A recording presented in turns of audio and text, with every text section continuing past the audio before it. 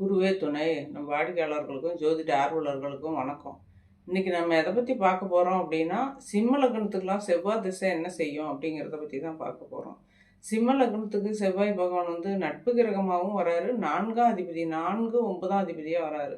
அதாவது 1, 4, 7, 10 எல்லாம் வந்து கேந்திர ஸ்தானம், 1, 5, 9 வந்து திரிகோண ஸ்தானம். இந்த கேந்திரத்துக்கும் அதிபதியா வராது, 4ஆம் இடத்துக்கும் அதிபதியா வராரு சிம்ம லக்னத்துக்கு. அதே திரிகோணம் 9ஆம் இடத்துக்கும் அதிபதியாக வராரு. அப்படி வரும்போது இவர் சிம்ம லக்னத்துக்கும் வந்து செவ்வாய் பகவான் நன்மையை தான் செய்வார். ஏன்னா சிம்ம லக்னத்துக்கு 4ஆம் அதிபதியாக வரும்போது 4ஆம் இடம் அப்படிங்கிறது வந்து என்னென்னத்தை கொடுக்கும், அழியாத சொத்துக்களை கொடுக்கும், கல்வி, டிகிரி வயசில் வந்து 2 டிகிரி 3 டிகிரி படிக்கிற அளவுக்கு கல்வியை கொடுக்கும் 4ஆம் அதிபதி. 4ஆம் அதிபதி அந்த செவ்வாய் பகவான் நல்லா இருந்தால் அந்த சிம்ம லக்னக்காரருக்கெல்லாம் வந்து என்ன ஒரு குழந்தைக்கு தேவை, இளம் வயசில் கல்வி கல்வி படிக்க வேண்டிய வயசில் கல்வி, திருமண வயசில் திருமணம், இந்த மாதிரி வந்து சொத்துக்கள் சேர்க்க வேண்டிய வயசில் சொத்துக்கள், இது எல்லாமே அனைத்தும் வந்து 4ஆம் இடம் தான் கொடுக்கும். 4ஆம் இடம் சொகுசு வாழ்க்கை கொடுக்கும், சொகுசு பங்களா, சொகுசு கார், இந்த மாதிரி 4ஆம் இடம் நல்லா இருந்தால் தான் வந்து செவ்வாய் பகவான் சிம்மத்துக்கு நல்லா இருந்தால் தான் இது அனைத்தும் கிடைக்கும். அதே வந்து செவ்வாய் பகவான் வந்து மறையாமல் இருக்கணும். 3, 6, 8, 12 மறையாமல் இருக்கணும்.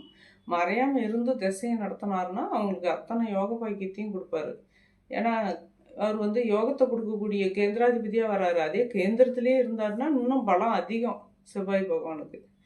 கேந்திரத்தில் இருக்கும்போது திருமண வயசில் மட்டும் திசை நடக்காமல் இருந்தால் பிரச்சனை இல்லை. ஏன்னா திருமண வயசில் தான் வந்து கேந்திரத்தில் இருக்கும்போது 4, 7, 10 10ல் இருக்கலாம்.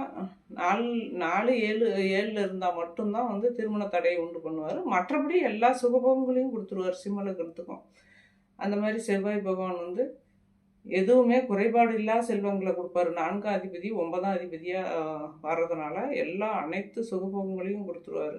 அந்த செவ்வாய் பகவான் உங்களுக்கு எந்த வீட்டில் இருக்காருன்னு பாருங்கள். 1, 5, 9 இதில் இருந்தாலும் கொடுத்துருவாரு. அதே நான் 1ன்னா லக்னம்.